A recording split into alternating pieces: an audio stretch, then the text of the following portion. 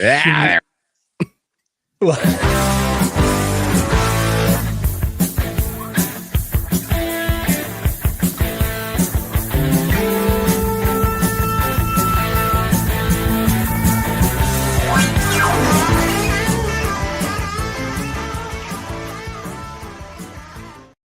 Well, good afternoon, everybody. It is a perfect day here for the Jimmy Palumbo Show. That's right. Show number 265 day here at Shea. And of course, behind the glass, your friend and mine, not wearing a Nick hat, Mr. Dave Sturcio. And how are you this morning, David?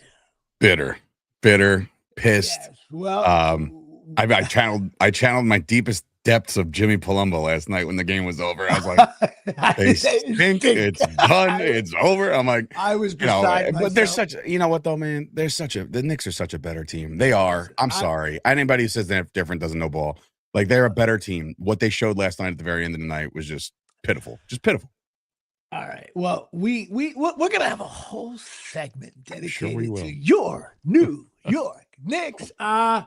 But of course, here on this, by the way, I'm clearly aging in dog years now because I think to me it's 10 degrees out. I don't know what I used to love temperature changes, never bother me. Now I am like, hey, enough with it's cold out, I'm freezing my balls off here, Shay.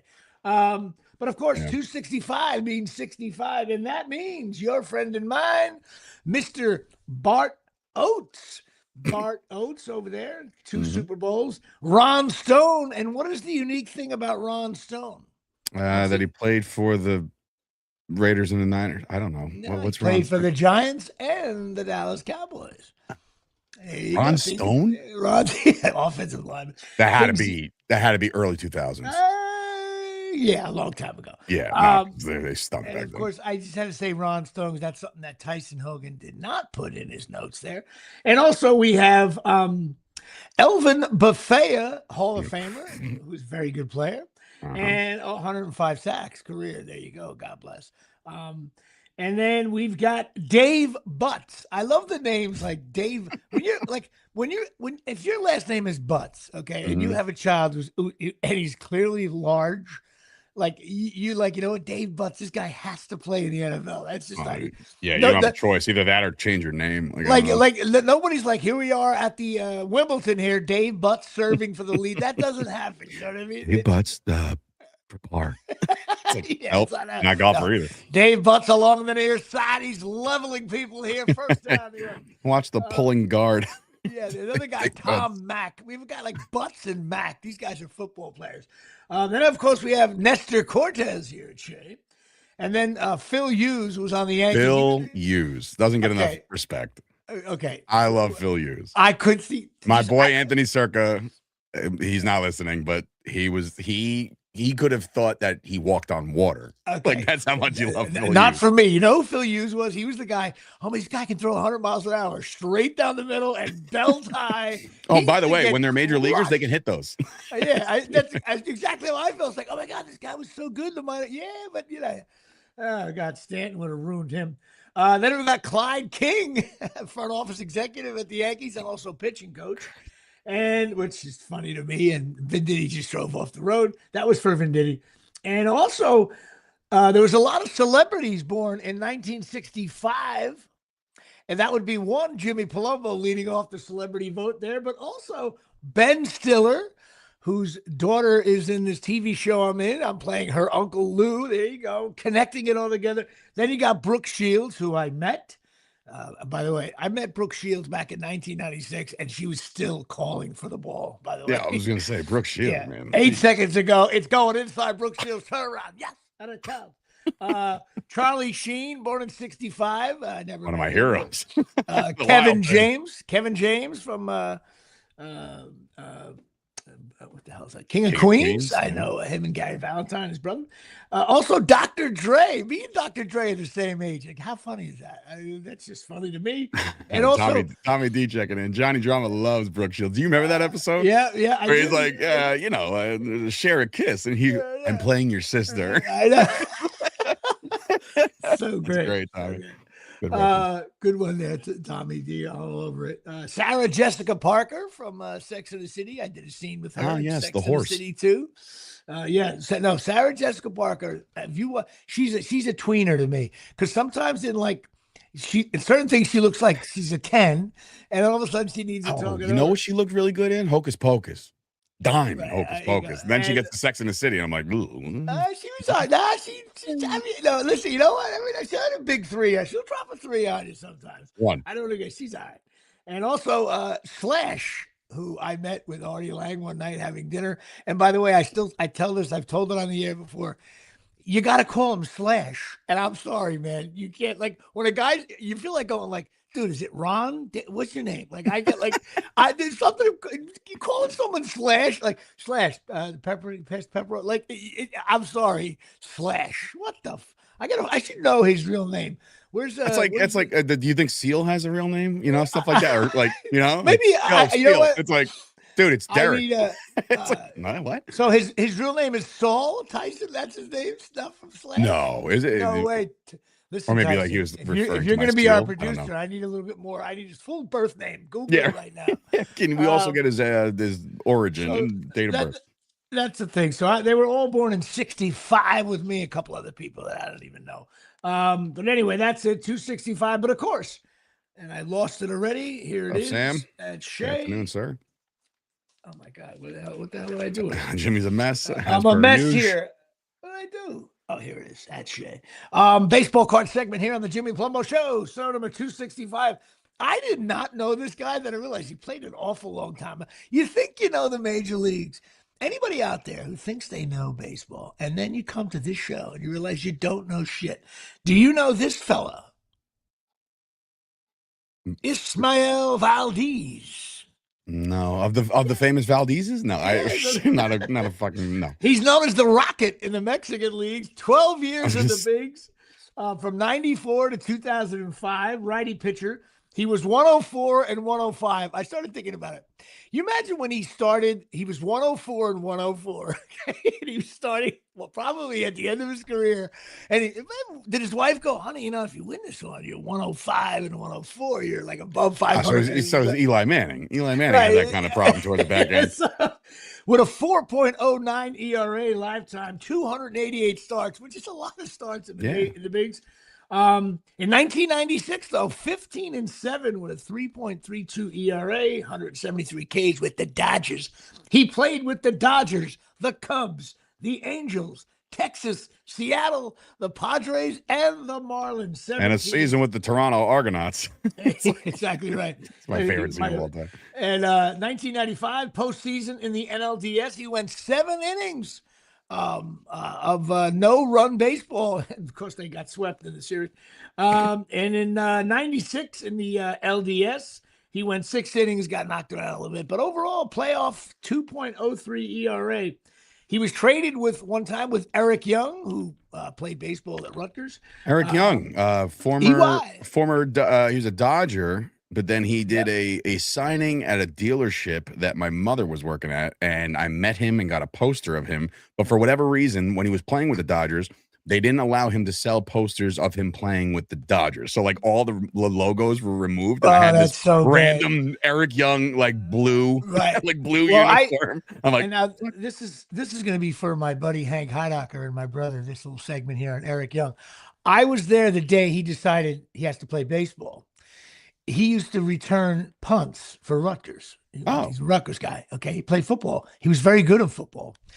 And at Penn State, now it was either, I don't know whether it was at Penn State or at Rutgers. This is back in the day when Penn State was really Joe Paterno, superior, the whole bit. There was a high spiraling kick taken by Eric Young. Some sophomore linebacker on Penn State read the punt well. He hit Eric Young clean shoulder pad into his gut. Was it LeVar Arrington? No. Was it? I don't know the guy's name. I could probably find it out if I looked. Dude, you heard it you were like, oh, like he went through him. One of those things where his body folded over the linebacker. Like you just heard like, oh! And then he wasn't like he was, injured like LeGrand or anything, but you can see like he laid down and didn't move. He got up and he just was like, he got up. He's like, baseball seems so much better at this moment. Thing you know, Eric Young is dedicating himself to baseball. It's like, okay, we are convinced that's why he's playing baseball. But he got traded for EY.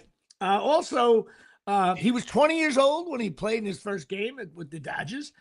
He's also famous for throwing at Mark Grace because one of the other pitchers hit one of their guys.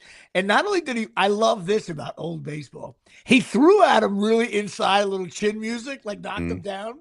And then that was like a message. Then he continued with the count. And I guess somewhere like a 3-2 count, he decided, you know what? I'm still pissed that you threw it at our guy. Then he hit him in the shoulder. All kinds of hell broke loose. And if you hit somebody on a 3-2 count, it's very hard to think that it was intentional.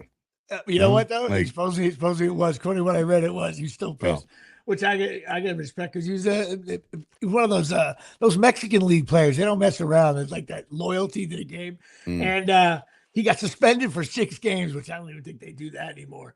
But he's the other guy. Like after like 5 years in the majors, he still pitched in the Mexican leagues. One of those guys, and he's also in the Mexican Pro Baseball Hall of Fame. That is it. Your friend and mine, Mr. Ismael. I don't know if it's Valdez or Valdez. I'm sure it's Valdez, but probably Valdez. He's probably, you know what? He's probably in the Hall of Fame right next to Steve Nebraska. If anybody gets that reference, I'll give you $1. There you go. There you go. Carney Lansford Day. Steve Nebraska, untouchable pitcher, great hitter. Could have been Ruth, but he was a psychopath. So. There you go. Great movie. Patreon Day here at the stadium. We're starting to get mired a little bit. We're heading towards mired in a slump. We're at 58. Tommy D with a big quick.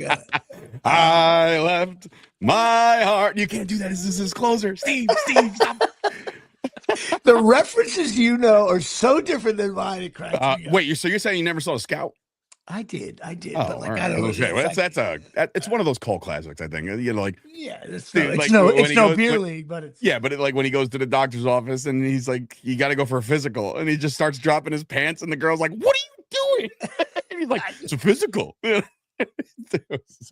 the ink blots, bro. The ink blots where he can't recognize the certain situations where she's like. The guy's about to jump off a fucking jump off a roof of a building. He's like, "Oh, it's Batman." And they're like, "Batman? Yeah. Sometimes he goes without escape." What the fuck are you talking about? So good. Anyway, you are just you're younger than me. That's I am.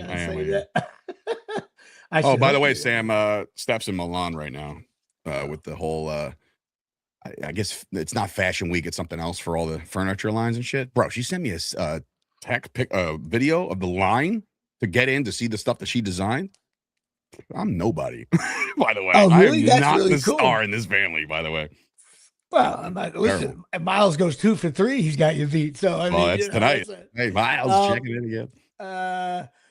So we are at 50. I got to give a shout out to Neil Goldhaber because the Knicks suck. I had season tickets with him one year. Johnny Box, Connecticut's your friend of mine, and Mr. James Kanowitz, my website guy from years ago. Got to give them a shout out. He listens to the show. God bless America. Well, listen, the Hawks were chasing miracles last night, and of course, brings you to chasingmiracles.com. That's right, Stem Cell Patches here, a long time sponsor of the show, Chasing Miracles. Shit. Your body needs here from the Omni. These things are great. I wear them every day. She sends them to me, and I wear them. I haven't gotten shit.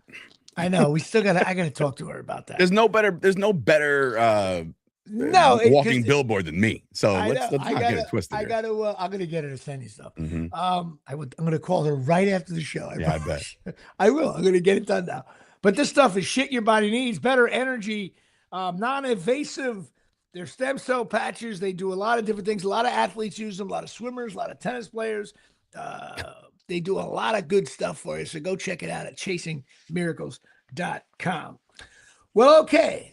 Well, last night was a fine day to watch Knickerbocker basketball. Mm-mm. And first of all, I got to start off. I started texting. Listen, it just happened to me last year.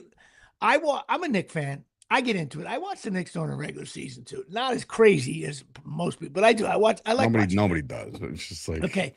But I'm telling you right now, you don't realize the NBA game, bro, it sucks. First of all, they don't the running one-hander layups are like it's like I really think Michael Jordan would have scored 80 a night. They just go right to the hole. No one touches anybody.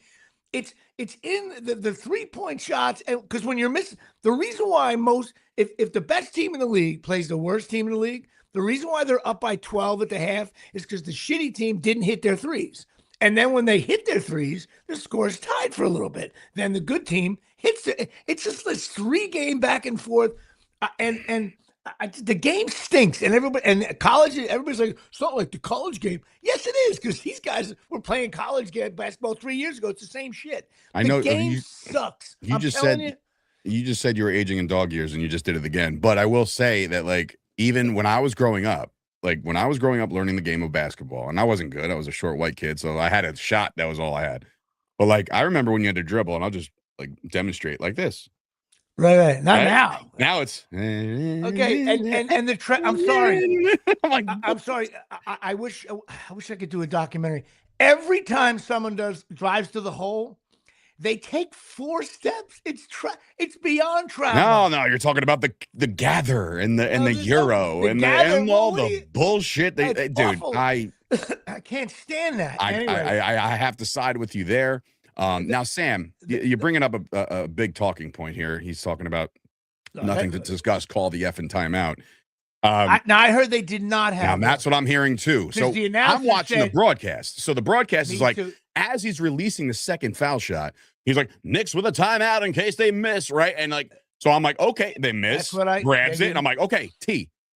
I'm going nuts, and he's just bolting down the court, and I'm like, where the fuck are you going? Set something. What's happening here? Right. So in my mind, they have to have had no timeouts. Yes, it can't be that big of a brain fart. I haven't. I'm trying to. If anybody can confirm that, but let's. They're like, oh, it's a score bug issue. What? First of all, here's why. Listen, if the Knicks somehow get past the Hawks, they will. I still think they will. I don't, because I think the Hawks stink. Right. There's no chance it'll even go 5 with the next, in any matter who they play in the next round. And I'll tell you why. It's all ISO. Brunson comes down, and when he feels like running the show, because he gets the crowd going, Brunson was so awful last night. I can't even tell you. Even though he hit he didn't have a good game. Scored 29. I mean, but that's 29, and see, the NBA now 29 means nothing. And also, I'll never understand this. I don't care. I'll never understand Karl Towns' game. Here's why. He last scored with 2 minutes and 19 seconds to go in the third quarter. Never scored again. Tyson's and the Hogans, help me out here. Has there ever been a top-tier player, which Towns is, would you argue, top 10 player in the NBA, top 15, you would say? I'll give him 15, yeah, sure. Okay, top 15. Has anyone in the top 15 of the NBA not scored in the fourth quarter of a playoff tight game loss or any? I never. Johnny Newman had 4 in the fourth quarter. I don't understand. He didn't score in the fourth quarter, which means it's so hard. I think it's bad harder. Coaching stinks. That too, but I think. And by the way, this whole thing? No. Brown plays his bench. So wait do you see? Really? The bench cost them the game. Shamet and Alvarado, McBride, they 0 points. Okay, Thibodeau was like, no, you play every minute, and we're going to win. There's no way they lose that game. Yeah, and then they get to the Eastern Conference Finals and gas out, though. Well, gas out? No. The Pacers shot 75% from 3. Well, there was the anomaly that was. And they were one game away. There's no way the Knicks are coming 1 game away from the finals. You can X that out right now. I think this coach stinks. A bunch of bullshit. That game was awful yesterday. Mitchell Robinson's their second best player. His peers. Hart had a good game. Everybody else stinks. And Brunson at the end dribbling the ball over. So you don't believe in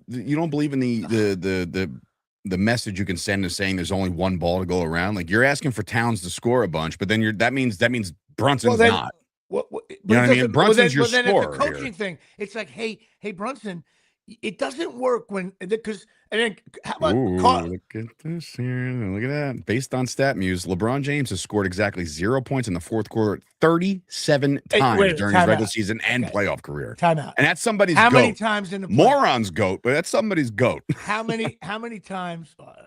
I think he's the GOAT. How many times in the playoffs did he do that? And was that when they were up by 37 times in his regular season and playoff career? Okay, I bet it's 36 times. And were they up by 19 in a tight game? There's no way. There's no way. And another thing, his last score was a 90-foot three-pointer. Well, he's got that in his arsenal. He does. And I'm not advocating for him to chuck those kinds of shit all the time.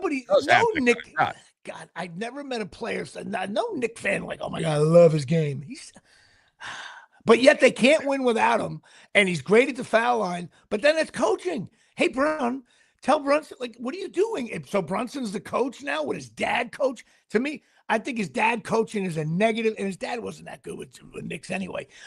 His dad's the reason why he's there. So I mean, I can't. All right, but you know what? It doesn't work. The Knicks' last 15 possessions should be on a 30 for 30 documentary. It was horrible. The Knicks blew that game against a very average. By the way, everyone on the Hawks is they could date my daughter. They look 16 for Christ's sake, and then they're young. I said that in my group chat with the Fight Factory guys. I was like, they don't even have Trae Young to be a thorn in your side anymore. Now it's this Joe Schmo who's been playing in the league there's one vet, I forget, McCollum or some shit. Yeah, he's been playing in the league for like fucking 25 years or some shit. And he's just like, oh man, I gotta hit my free throws. And I'm like, bitch, you dominated. I don't know how. Oh my God. The whole thing just makes me sick. And the easy layups, oh my God. Anyway, you know what? Listen. Free throws, for Christ's sake. And the Knicks, your fucking free throws, please. And the Knicks are the Knicks becoming famous now for, first of all, everybody forgets. What about the 13-0 run the Hawks had in game? We were relaxing, texting each other, big win. Next thing you know, the Hawks on a 13-0 run, cut it to 5. Basketball's tricky like that, man. The Knicks don't do that. The Knicks look like they ran out of gas last night, and the Hawks were young. And they might have thought they might have taken the pedal off the metal. You know what I mean? They might have just kind of coasted and say we're going to be all right.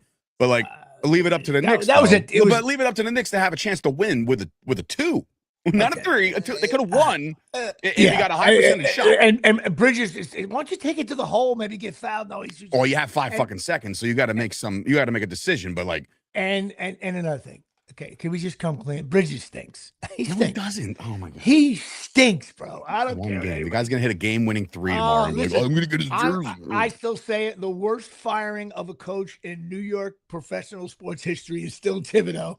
That was such a that and getting rid of the guy that hired before Torrey. What's his name? Buck Showalter. Buck Showalter. 2 of the worst. Won the World Series in '96 with Torrey. The fuck are you talking about? No. But Buck Showalter. No, I don't mean who replaced him. I'm talking about what reason for getting fired. Buck Showalter, you finally got the Yankees really good. They lost in an unbelievable game against Seattle where 3 of their guys batted like 700 in a 5-game series, and they fired him. That was a shitty firing. You were young. You were 10. You don't remember. But I also didn't realize that Buck Showalter was the guy who beat him in the World Series when in 2000. Or no, whenever the fuck the Diamondbacks won it. They also, when they hired Joe Torre, I'm going to go, you know what? I wish I saved all my New York Posts, because go look at when they hired Joe Torre, the Yankees were getting bashed. Joe Torre was a good hitter, journeyman manager, less than a 500 run. Wasn't a great hire, Joe Torre, in the beginning. And no one knew who he did win 4 World Series in 5 years. Joe Torre's one of the greatest managers of all time. But by the way, at the Woodbridge Brewery on May the 16th. And nobody knew who Derek Jeter was or Mariano Rivera was till probably August or September of that year. By the way, Jeter was like one of those. Who's this guy playing shortstop? And Mariano wasn't until again, we didn't have text back then, where my brother's like, hey, you see that guy comes in the 7th and 8th inning, that skinny guy? Yeah. No one ever gets on base when he pitches. Mariano used to pitch 2 innings, give up nothing. And it was like, the Yankees They're going to hand it over to John Wetland here to close it out. And John Wetland wound up being a piece of shit. Piece of shit pedophile, whatever, he's in jail for rape or something. Anyway, I just think Tibbs shouldn't have got fired. Anyway, so which brings us to the New York Yankees sweep this weekend. I just have trouble with this lineup with Chisholm batting 164, Grisham 167, Wells 180, McMahon 130, even though he hit a home run to win a game.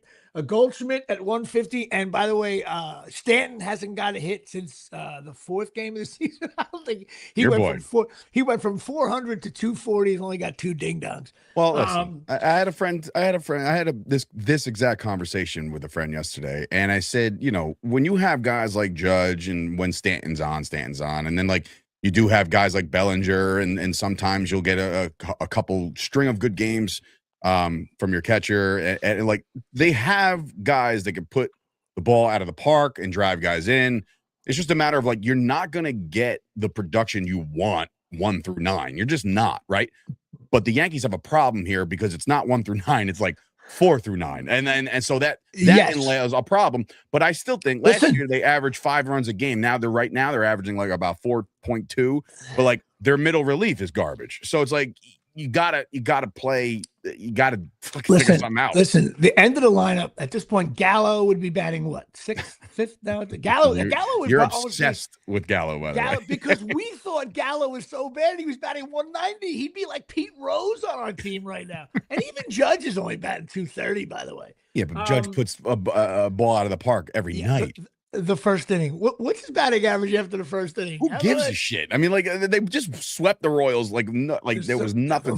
The Judge makes more than their entire payroll. Anyway, it was a good sweep. Good. I'm glad they won. All that negative to say. Good 3 wins in a row, boys. We'll be back on the diamond tonight. Now, I never talk about the Mets on this show, but hey, man, you know what? Losing, I don't recall. I could be wrong. Tyson's Hogan, get ready for this one.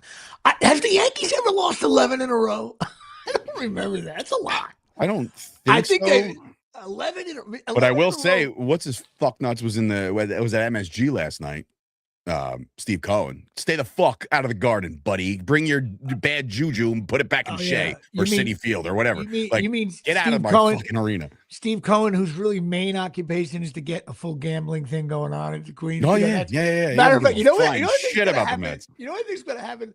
I'm going to be an old man. I'm going to read. Steve Cohen has decided to move Shea out of the way because he wants to build another hotel and casino. And Shea Stadium will be in like some like shitty town, Syosset. They're just going to move it out of the way. Shea's gone, right? You're talking about City Field? City Field, yeah. Oh, okay. Because I don't think they just let that stand for no reason. You know what? I'm telling you right now, he owns all that property, and they want to put casinos in there. It's going to be like.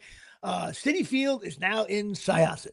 They're good. I just listen, but the Mets losing 11 in a row. That's hard to do. There's going to be slot machines at the concession stand and shit. Like, can I get 2 large fries and you know what? But you know what's funny? Those guys are so loaded that this is almost like I love hearing stories. My favorite thing is when the guy who owned Walmart, when he died, his whole estate got divided by 4, and when it was divided by 4. All his kids were in the top 10 richest people of all time. Think about that for a second. So you die, say, you know what, guys? I got 4 kids. I'm dividing it by 4, and they're all still in the top 10 of richest people. So the Yankees have lost 11 or more games in a row, but not since World War I. Franchise record for consecutive losses is 13, set by the 1913 Yankees, and then 12 in a row in 1908. And listen, so yes, not since the fucking dinosaurs roamed the earth have the Yankees lost this many games in a row. This is for my buddy Tommy Plinio. They're 8 games back in the division. Now, do you know how hard it is? I don't care if you're the. No, I need you to do the Sterling. You can't win it, April. You can't lose it. Yeah, listen, because they did, and it's funny. Oh, boy. One time, the Tampa Bay Devil Rays were 21 games out. It was like May 8th. He was like, you know what, Jay Bird? You can't win it in April, but you can lose. The Mets are 8 games back, which to me, like, even if the Dodgers were 8 games back, that's 2.5 months before you take over the division again. You need teams to completely implode at this point. I'm not saying it can't happen. No, of course they can still. The Mets listen. The Mets are not a bad team. It's just like they're in a little bit of a free fall right now, and then they stink. Okay. So again, this is why I should work for a team. We saw this guy Williams pitch for the Yankees, and we were like, he stinks. And then the Mets pick him up, and he's got a 7-point. Here's the thing: I want to be on the committee for pro teams that I decide when you can't play anymore at the major league level. Like at one point, it's over. Like Gallo had to go away because he was no longer making contact with his bat was never hitting the ball. So you got to go away. I just feel like this is a independent pro wrestling, right? Like me, Tommy D, and Payne run this company, and we're like, you know what? It'd be great if we don't have to book a flight. So maybe that's what the Mets did there. The Mets were like, hey, listen, Devin is right down the block. We don't have to fly him in or anything. He can just drive in. He's fine. Him and the other one too. I loved and by the way, from last year, the fucking kid from last year, the skinny kid. Names were missing me, but and by the way, you know who stinks too? And I didn't think everybody loves him. Like Alonso's with the Orioles. Go look at his numbers this year. How's he doing? I don't even know. He's doing terrible. So I don't want to hear anything about well, maybe the Mets dodged a bullet because they're giving all the money to fucking Soto and Lindor. But thinking of something that stinks, I've seen your daughter dance. She sucks. And Dave and I had a unique experience this past weekend. No, it had nothing to do with what you're thinking. See, now my daughter was in a dance competition in downtown Parsippany at the Hilton Hotel. And your daughter, I don't know, was in Crystal Springs, which is way past me. That's, by the way, it took you 4 hours to get home. Just say it. That's a nice ride. You know what? I couldn't tell how long it was taking me to get home because I was watching the Knicks. I was watching the Knicks while driving. While you were driving. I was by myself, so I can take that risk. But I had him playing in the left corner next to WrestleMania. I was like split screen, and I'm just doing that. Have you ever? All right, this is going to sound bad, but have you ever been on your? The police, please don't track me. But like, have you ever been on your phone texting so much while you're driving that you almost were like, oh, fuck, I'm driving. I know. That's what I've done that. Wait, I just blew by fucking 8 exits on 287. I forgot I was driving. Like, it's bad. I will never, I don't condone it. Don't do it. I'm just saying. I agree. Listen, everybody mocks out teenagers for being on our phones too much, but it's really adults too. So now, this was your first dance.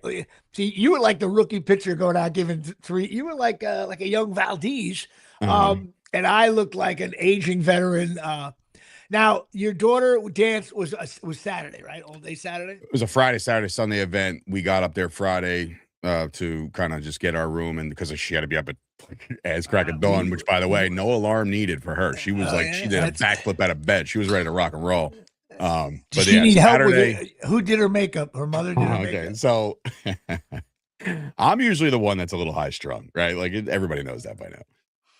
The noises coming out of the bathroom on Saturday morning. Now, mind you, I'm sleeping next to my son. We're just kind of like kind of clearing the cobwebs a little bit.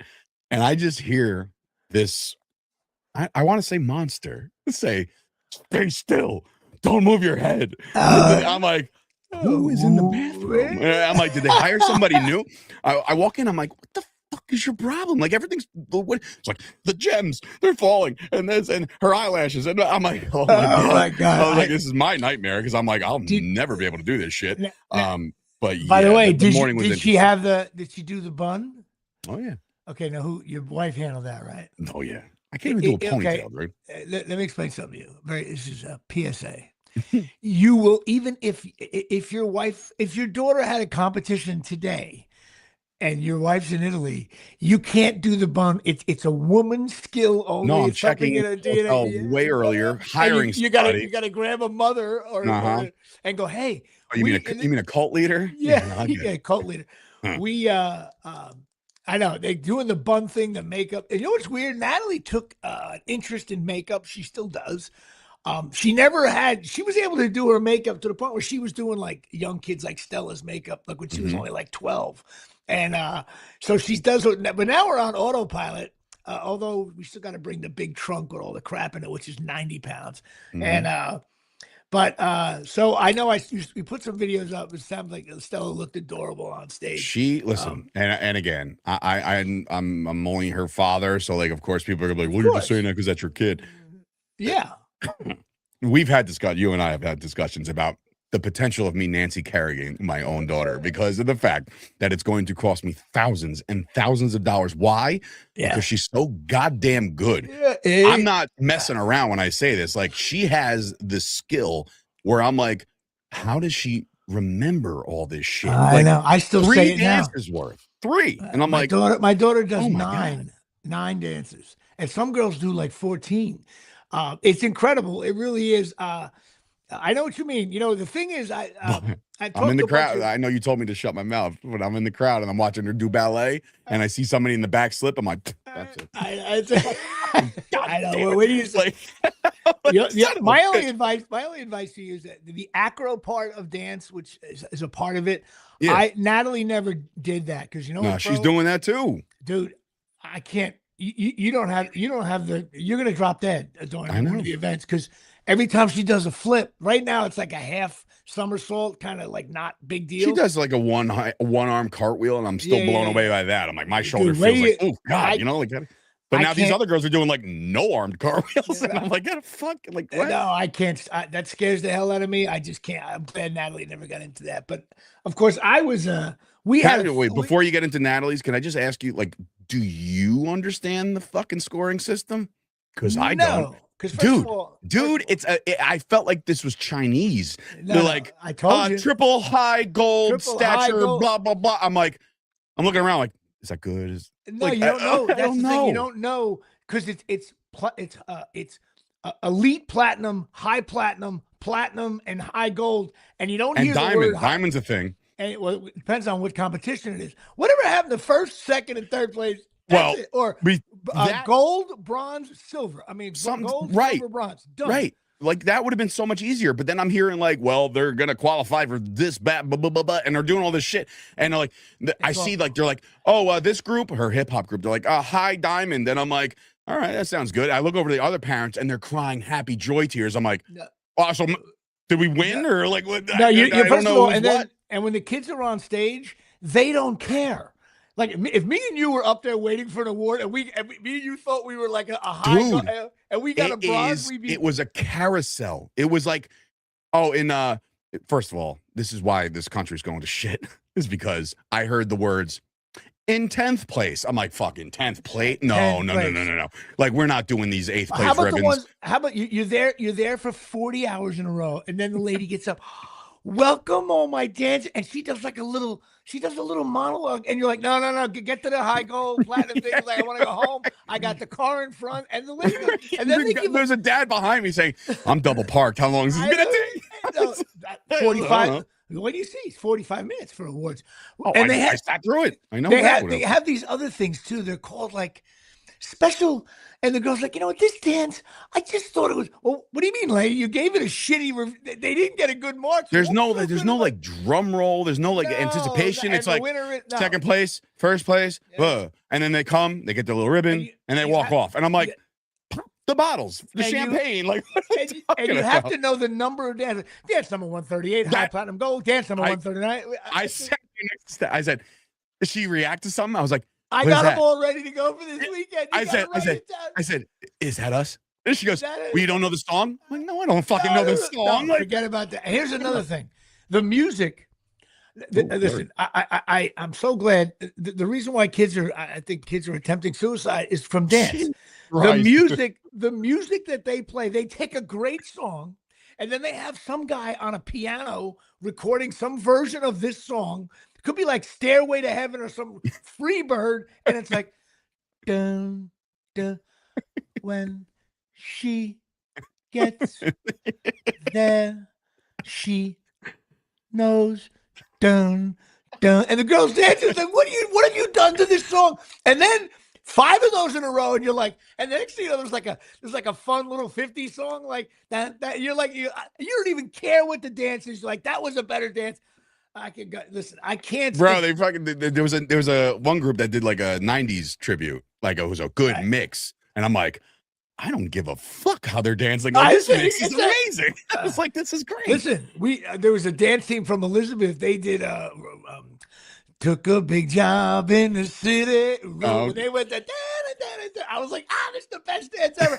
And one of the ladies like, yeah, their technique. I'm like, technique? No, your daughter's dance was so effing boring. I didn't sit through that for 3 minutes.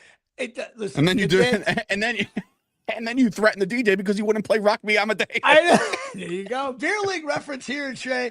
Now it's you know what it is though. Then you realize, first of all, and you're like A-ball right now. When my daughter dances, I don't want. It takes me because you go to like 5 competitions and nationals. It takes me at least the 5th time. I only watch my daughter. In other words, if she's in a dance with like 10 kids and all 9 of them fall down and hit their heads, I won't know it because I am so laser focused on my daughter only. There's I don't care. I don't watch anybody near her. I'm like, it's like a microscope on her. I don't even sometimes hear the song. And the first thing is I don't want her to fall. And my daughter had a major knee injury. The first dance she came back on a competition, I thought I was going to throw up. So I'm like, in my mind, I just said, I think her knee could just go flying into the audience. That's how, because they're doing still in air for the ones in the front row. But then listen, the thing is, we're mocking out dance because we're guys, we're jerking around. But always remember, like, hockey parents, they got to drive up to Montreal on a Friday for 4 games. Not only that, their first game is at 4 a.m. At 4 a.m. And it's all the same. My sister with the baseball, they were in tournaments. Tournament first game 7:30, last game 7:40. We're gonna squeeze it in. It's brutal, but the kids break their ass, and you'll see as Stella progresses, like she's there like 12 hours a week, 15 hours a week, and you realize that they're breaking their ass, and all you want them to do is to do well. And I don't even when she does her solo, I do care that that's the only one I care what the grade is. Do they is, do like live critiquing when they do the solos for your competitions? No, they speak into a microphone. Just that's what I'm saying, live critique, like when it's done. Yeah, they get the audio version, and the your studio will listen. Not chops, but no. So this one, Decca, right? This was the competition. Every solo that went when they were done, they spoke. Maybe they had to stand on an X, and the judges would critique them, like it was American fucking Idol. No, we didn't do that. But it was constructive. It was like. The girl would be like, the little kids, maybe. No, dude. No, it was every solo act was critiqued, right? And constructively critiqued. Not like, hey, that stunk, by the way. It was almost like, hey, when you twirled, if you could just pop your hip out just a little bit more, right? And the girl's like, yeah, that's probably right. But the best part was one of the judges, and cancel me, go fucking nuts. But like one of the judges was clearly, obviously gay, sounded exactly like Andy Dick, right? Just his mannerisms and everything.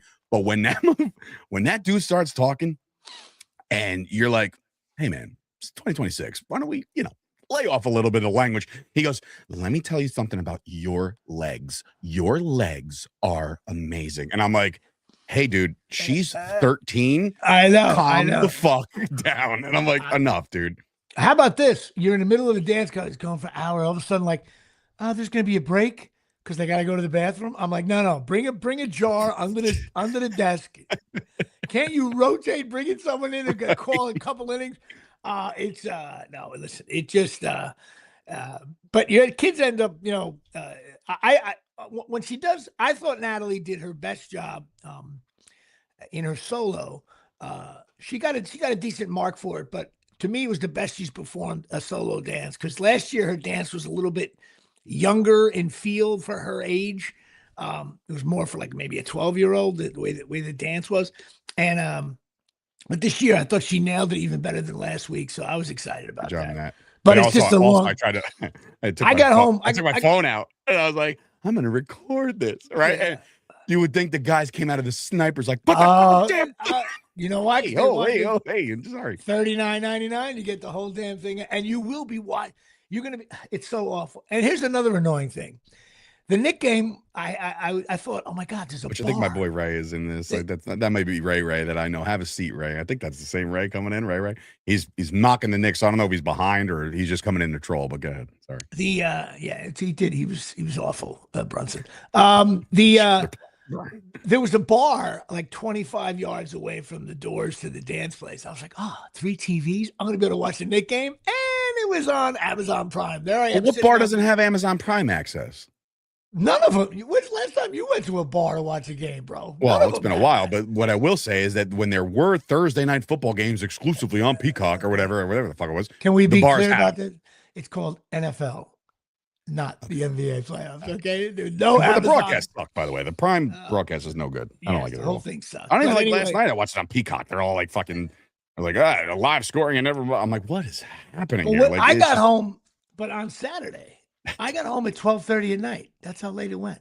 I was well, there. I It's heard that crazy. too. Like we had awards at 4:30, right? But I'm like, I was like, what is this day? Oh, another side story. But I was like, when are the next awards? 11. And I'm like, tomorrow morning? They're like, no, 11 o'clock tonight. They get the What young the kids. They get them out of there. You're gonna. What do you say? The better she Dude, gets. but here's the funny part. There was one moment of the time where the director of the entire dance got on the microphone and basically yelled at the crowd for being too loud while they're dancing, right? And he's like, respect these women. They're trying their best, blah, blah, blah, blah, blah, blah, right? And he's giving this loud thing. I'm like, I look over, I'm like, who the fuck does this guy think he is? Like, he's going to tell the crowd to just shut up. Like, I was like, look at this jerk off. And I look, I'm like, I'm looking hard. I'm like, you know what? That guy looks familiar, right? And I'm like, next thing you know, I'm like, that dude, turns out he used to DJ at Big Shots. Oh my god! And I texted him, I'm like, hey, you're not doing anything on a dance right now. He's like, yeah, Deca, I'm the director. And I was like, okay, good. So next time you decide to make an announcement like that, leave me the fuck out of it. Because he started laughing and shit. I'm like, oh my God. Listen, sometimes I've been there when it gets loud. I've been guilty of it because after a while, between the depressing songs and first of all, then your daughter's going to start looking like everybody else. Right now, you got Stella. After a while, you're like, no. They're after her first dance, they went into this little area, right?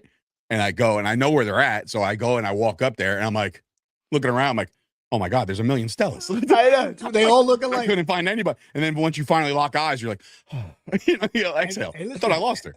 I came by. I called my daughter Bunny sometimes. So at one dance, I came right behind a girl, and I just went, "Hey, Bunny!" And she turned around. I went, "Not my Bunny." I think I didn't touch her or anything, but I said it loud. Bro, I've done that at practice with another mom, thinking it was Steph. Oh, you gotta watch. I went right up to her, grabbed her by the shoulders, and went to kiss her head. I know you got. And she turned around. I said, "You're not my wife." And I was like, she goes, "Is everything okay?" I was like, you look the same size. Fuck.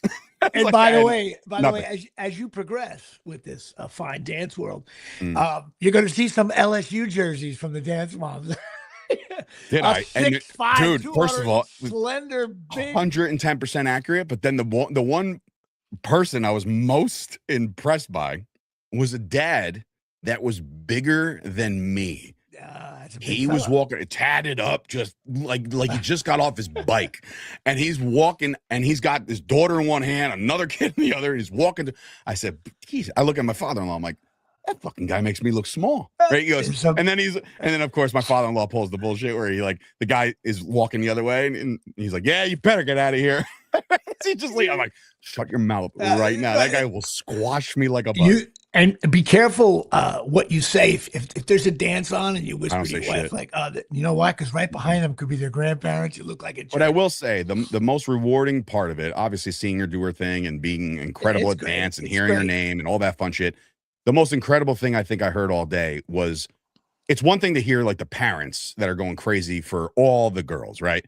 But like there was a row of like older dancers, like Natalie's age, if not older, and they were all rooting for her. Like, Stella, go get him, Stella.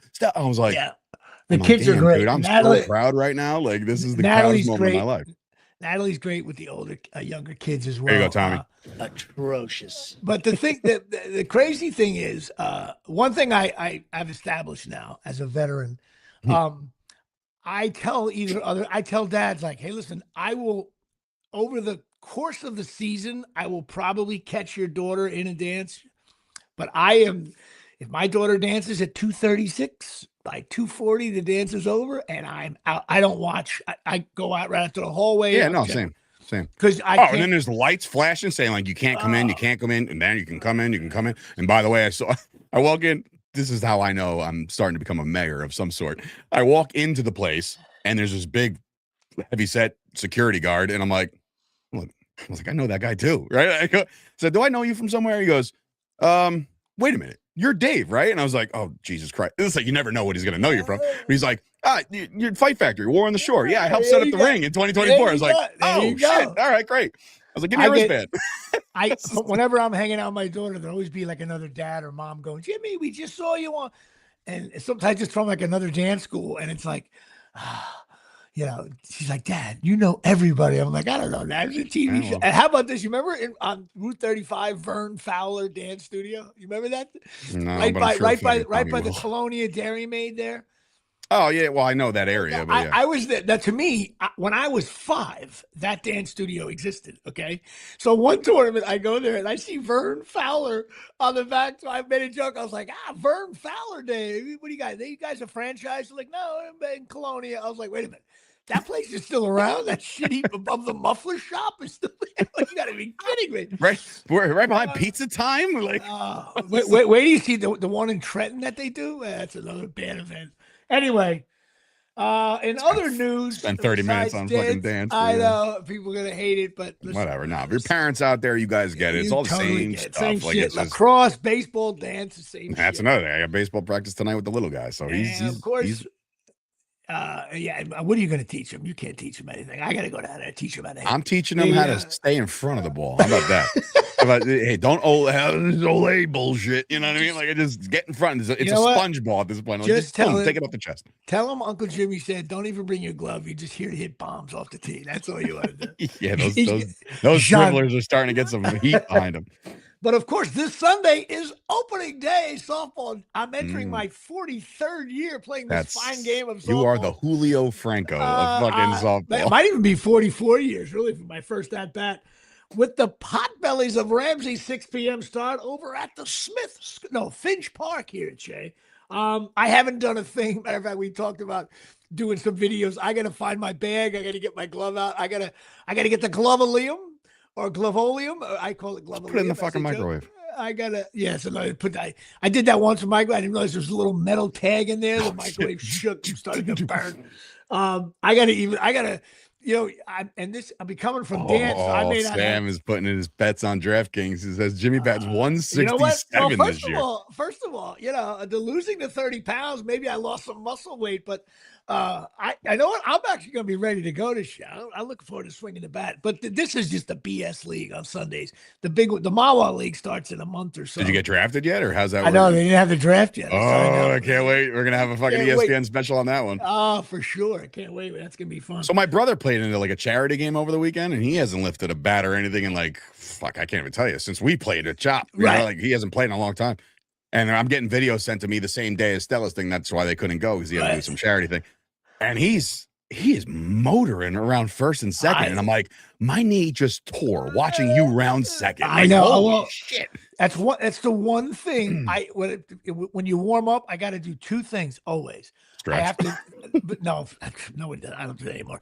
I gotta make a few refrained. throws. I knew where you're going, and I knew you wanted to say, and you didn't, and I'm proud of you. I gotta make a few throws, right?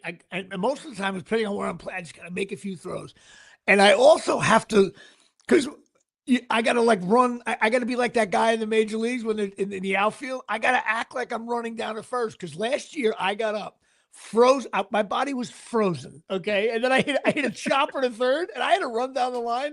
And as I'm running down the line, I'm like, I'm using body parts that have not been utilized. And you don't realize pickleball, other sports you play, running down the first base line, digging it hard, especially if it's a tight game. You're like, so I got to run a little bit. Otherwise, but I should be a little lighter on my feet. Not for nothing. And, I'm not trying to blow smoke or kiss your ass or anything like that. But look around the state of New Jersey or at least the country. I'm not sure if there's a lot of 62-year-old guys playing softball anymore. Well, first of all, only 60. Still clinging to 60. I mean, 61. Didn't you say you were born in 1965? Yeah, but my birthday's in 2026. Oh, it's in May. Okay. Rich Shea, still clinging. So 61 years old, about to be. And I don't know if there's too many people still motoring or even giving a shit. You know what I mean? There's always that one guy let him get in the bat. He's going to die soon, right? It's you're actually trying to leg out doubles and shit. I'm like, what is he doing? Well, first of all, I don't very rarely hit doubles anymore. So I'm going to put, so Sam, 167 is the first bet, but I will put an over-under right now Both leagues. I'm talking bullshit. Well, in the bullshit league, they might Now not the give bullshit league. Well, it's a limited 2 different games. I hate that, by the way. Mawa League, I'm going to say over under. Guys, place your bets in the comments in the chat. Over under on doubles. I'm going to set it at 2.5. So you can go under or over. I'm handicapping right now 2.5 doubles for the season for Jimmy Palumbo. Under. Now remember, down 30 pounds. He has the ability to slap it over the right. You just gave a perfect over and under, because I don't. A lot of times, unless I know I have it, I don't go. Yeah, that's what I'm saying. So let's see if there's some faith in the crowd, or they're gonna like under all day. It's almost a short thing. Because last year, one time, I thought I had it easy, and all of a sudden, I'm like, "Uh-oh, here it comes!" And I got in. I made it sound like I was the actor in me. Made it sound like, "No, I had it. I saw the ball." Meanwhile, I was like another 2 feet. I was dead. Sam says under. Tyson says he says 5 total between the 2 leagues. Tyson, that's a hard. No, between 2 leagues possibly. Oh, Daryl's going over. He's got confidence. He's we got a lot of getting the other. Sam jerk. You know what? Johnny Box going with the over. All right. First of all, have you noticed something here? The ones who Tyson, how many games? The ones who are 10. On my Patreon are saying the over, and then you got Sam Gresso, because he's got 75 kids in college. He is betting the under. See that? Well, he's got to bet the more safer bets. Yeah, the bet. So you want to make sure that so it's the over. I mean, the under is like minus 10,000, while the over is at a plus 250. So we're around. We're gonna have to do live reports. Oh yeah. No, every week we're gonna find out if you and they better listen. I will call that league and check the box score. Don't do. Listen, too many times where I would hit a single.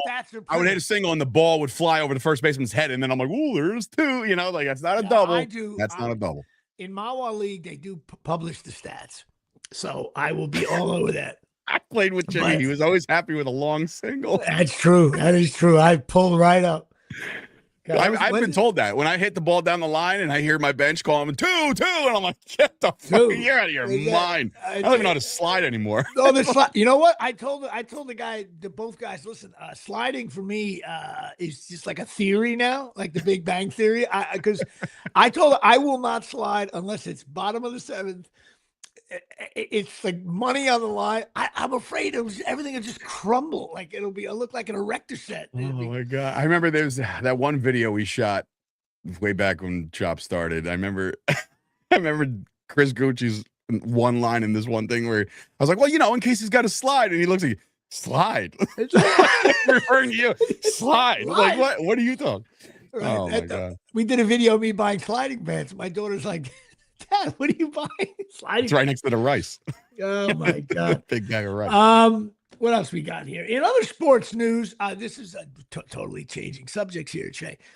I don't know if you noticed, this NIL stuff with Rutgers. We only had like $8 in the checking account for NIL. Oh, nice.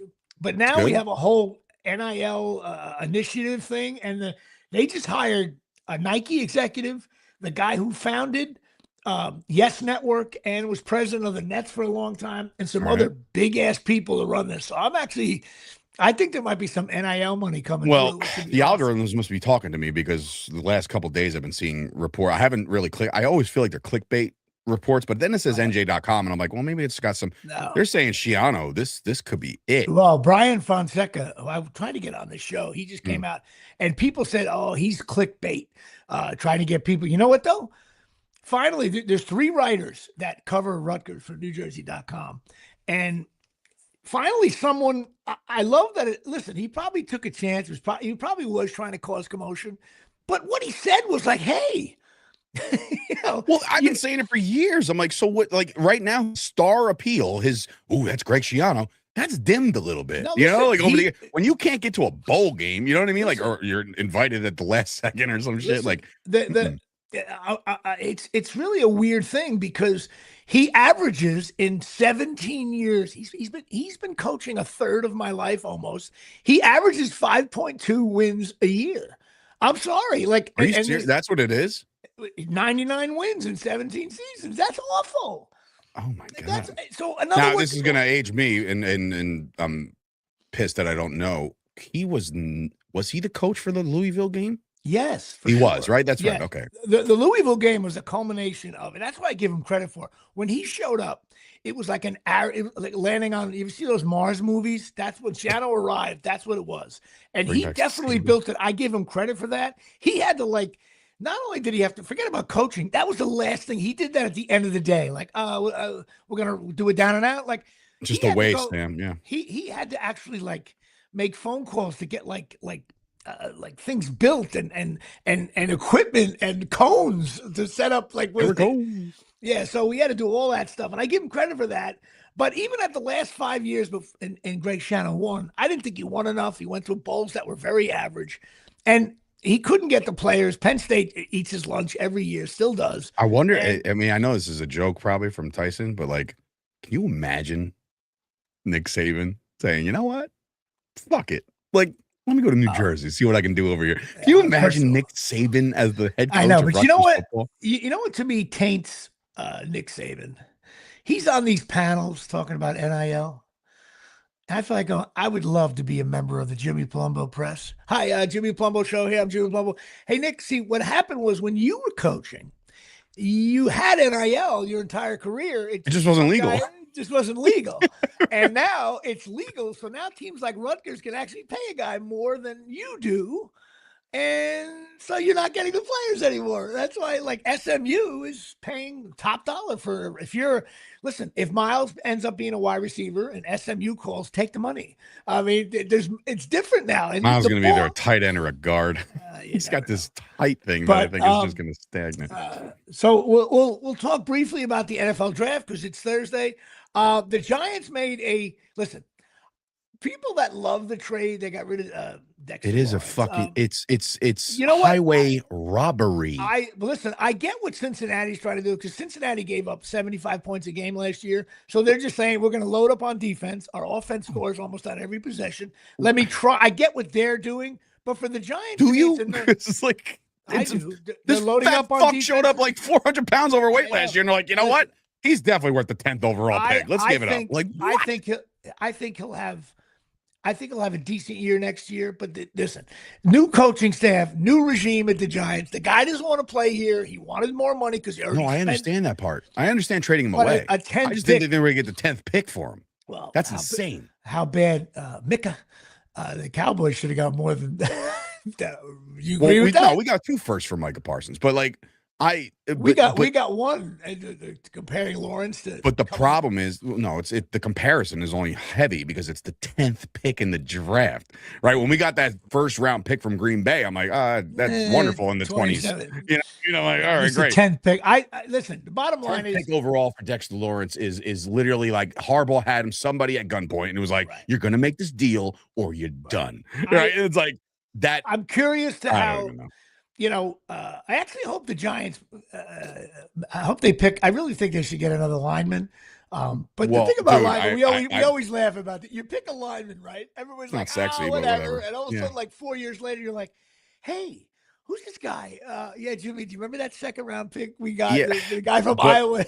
I will say, and I was joined, and you could check it out tomorrow. I was joined by Keith McPherson yesterday, WFAN, and he said, do you know with this 10th pick now that there's a realistic possibility? And I almost threw up my mouth and I said, I'm going to edit this out because I don't want this in the universe.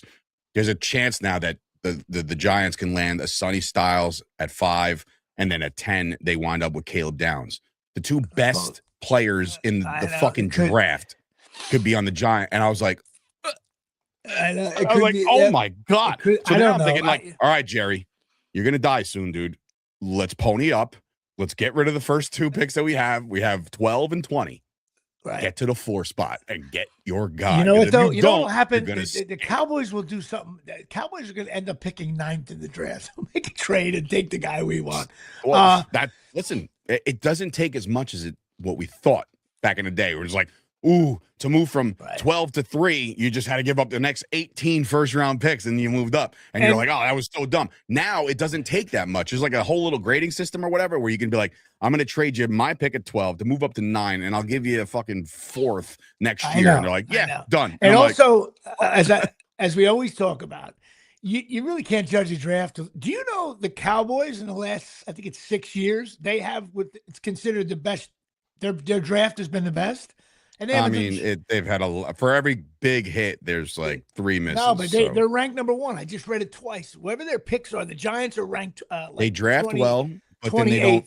But that's the problem. When they draft well, and then it comes time to the 4-year, 5-year deal, then Jerry's like, oh, fuck, I got to pay this man. It's like, now I got to give a new maybe we ship him off to Maca and fucking Green Bay. It's like, dude, you're clearly don't know what the fuck you're doing with your picks. And buddy, you're on borrowed time now, Jerry. It's time. Pull the trig, get your guy, and fucking let's go. Because Jerry, this is it. This is it. Jerry Jones is we're gonna wind up with Mansour, the corner. I think that's what I think is gonna fall if they don't move. If they don't move, I think the Cowboys wind up. I don't listen. You know what? I'm at the point now where I'll see you on opening day. High spiraling kick to start this one because Graham Gano. Ooh, there's hamstring again. You know what they should do? The over and under on Giant players that I'll know on opening day. It's 8. Which of course I know one thing. The reason why they got rid of Dexter Lawrence is because he had filthy carpets. I knew that was coming. And that means Oxy Magic USA, OXY Magic USA. And the reason why this is important, my sister called me this morning and said, I need my carpets done. Do they have any off? And they have a one in Somerset, New Jersey. He's probably the same guy you used. Maybe Brian did it. I'm Brian from Moxie Magic, and I'm cleaning your filthy carpets. Brian do yours? No, he didn't do yours. Only did mine. Do you remember the guy who did yours? He was like, "Hey, Chief, can you help me move this guy?" Yeah. What am I doing? But Oxy Magic, OXY, I love it. MagicUSA.com. They're great. They're drying time 3 to 4 hours. They get everything done. Run by Tom and Natalie DeMeo, which I haven't seen in a while. He's going to kick my ass in pickleball when he gets back up from Naples. You fat fuck, come back up here. But Oxy Magic USA, great carpet cleaners. They're the best. Thanks for doing what you do for our show. And my sister, hopefully it'll work out. Yesterday, I made an appointment. I mentioned Dave, and the guy hung up on me. That's great. Well. Maybe mention Jimmy instead. How about that? You should have mentioned me here, Shay. Yesterday, I had a cool experience. I did my fitting. I may be shooting tomorrow. The movie's called Zero Protocol with Rebecca Hall and a guy named Jamie McShane, who you know. Did you watch Task at all, the movie on the show on HBO? I want to say I gave it a shot. Maybe when we did the read through last week of this film, one of the guys was on Zoom, and it was this actor, Jamie McShane. I'm like, oh, I love that guy. He's been in Task. He's in Wednesday, 1923. He's been in Bloodline, Sons of Anarchy. I know exactly who that guy is. That guy's great. You know, he's great. And I noticed he had a shirt that said Ho Hocus while he was on the Zoom call. And I'm like, that's 2 towns away from me. That's weird. So yesterday at the fitting, I drove into the city, 125th Street in Harlem, right in front of a Shake Shack kind of place, Harlem Shake, which, by the way, you and I would go in there and we would die there.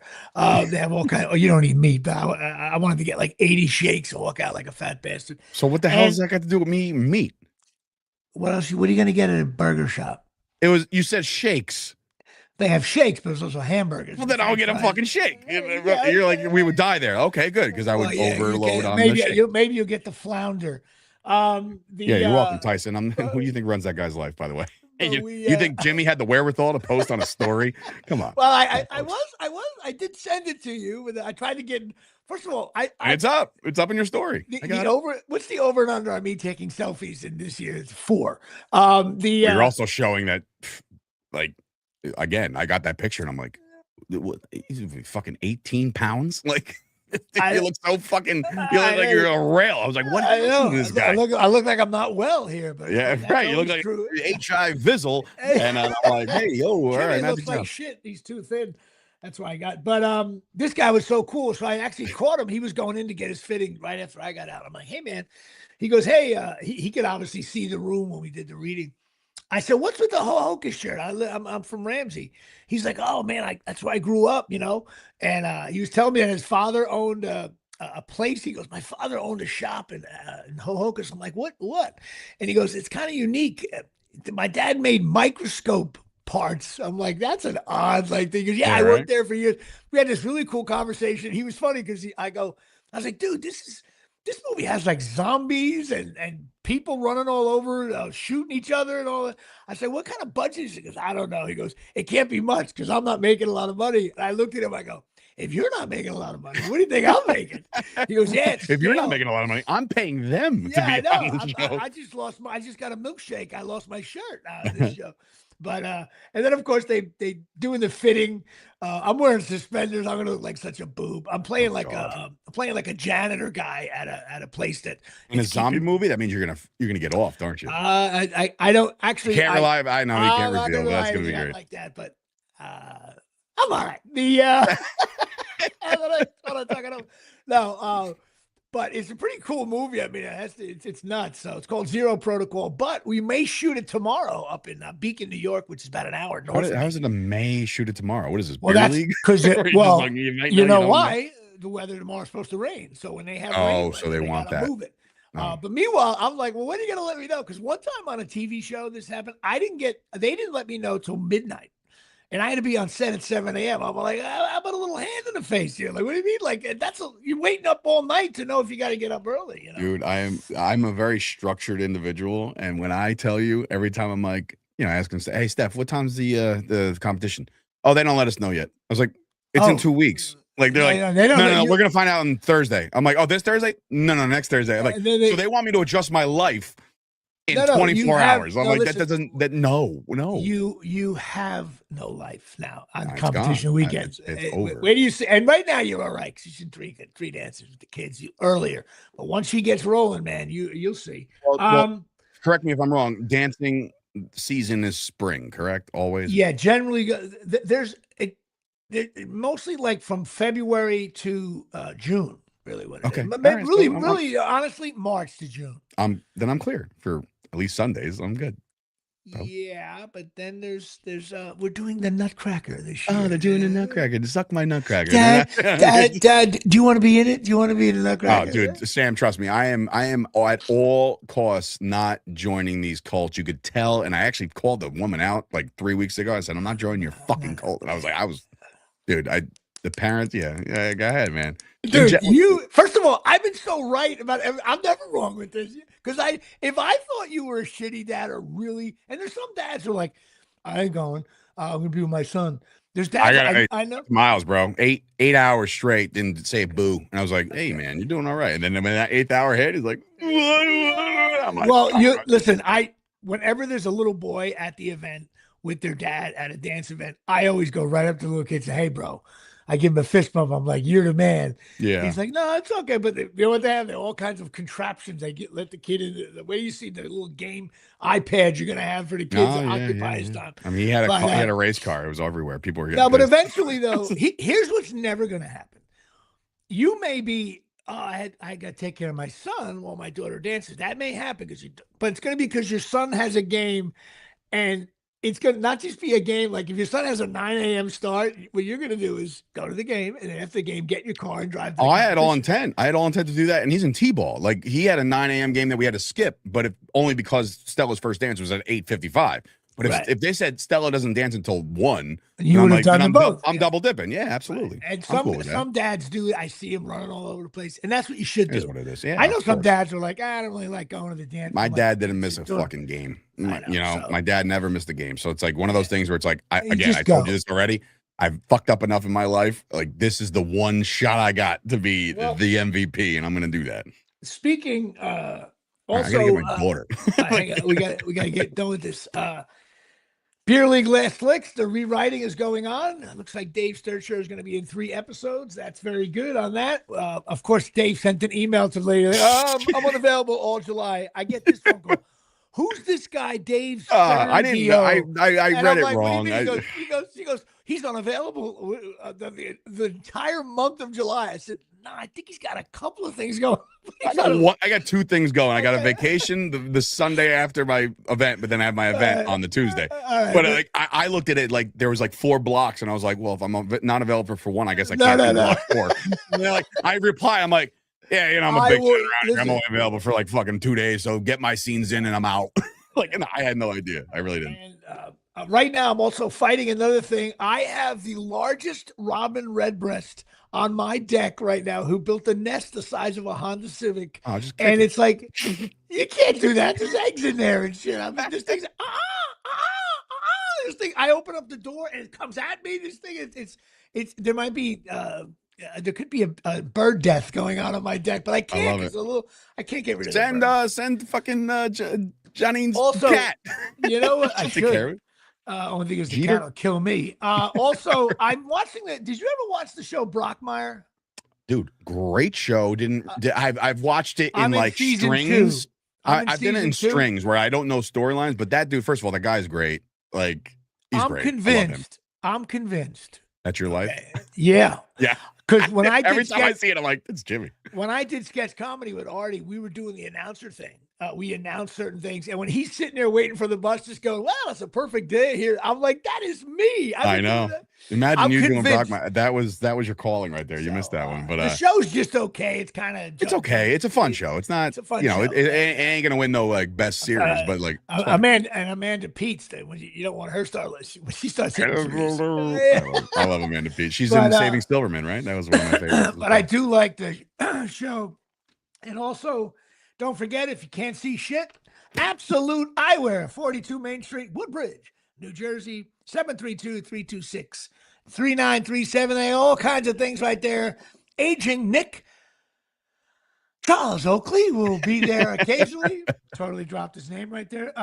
Go check him out. Craig and Johnine, my right center fielder, and Jay-Bird, who's been sponsoring Dave's shows and my show since the very beginning. They're I full haven't seen opticians. Janine in a long time. I know. Gotta get a beer and watch the Yankees. Yeah, we have to. Maybe we'll go down there one day. Bust their balls. I got to get new glasses. Doing things are all over the place. It's just like your 15th pair in 2 years. You're the one keeping them in business. I know. Please, my mother uses them. Everybody uses them because they're great. That's why. Go check out Absolute Eyewear.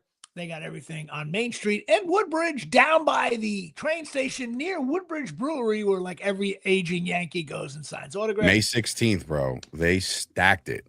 Torrey, Girardi, but it's Paul got to be. O'Neill, it's $100 to get in. If that too, and then they.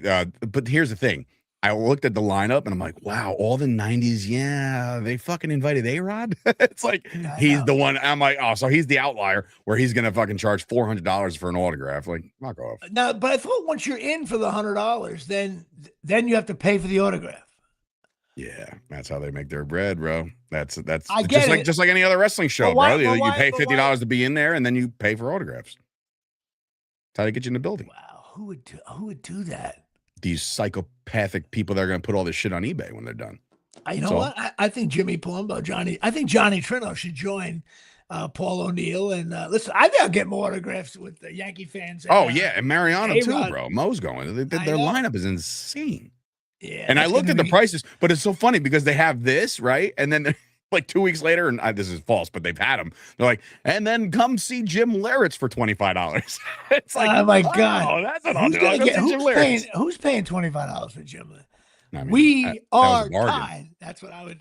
Back to the track, to the wall. We are tied. Joe Buck. Love that. Right. One of my favorite calls ever. Is that the one? We'll see you tomorrow night. Is that the one? No. What was the one? They tied the game there, so. No. What was the one? What was the one where the Yankees were down? It was. I just remember we'll see you tomorrow night. There must have been. It must have been a Yankee game. I don't know. Yeah, I remember that one. All right. Well, listen. That's the end of our show. Absolute Eyewear. Go check it's a longer one today, folks. Thanks for sticking with us. But the view count, do shout out to the people watching, man. It was a nice little crowd today. So appreciate y'all. We're gonna be putting more film and television clips. So please like them, share them. Anything. Yes, Jersey Boys podcast drops tomorrow with me and Keith McPherson. And then I think we're gonna try to get together, me, Brett, and Keith next week for the draft recap. So we're gonna try to get back in the swing of things. But I got no good luck. time, good luck for the Giants on the draft. Hopefully they'll get. Who the hell knows? All right. It's fat ass. Perfect. All right. Good night, everybody.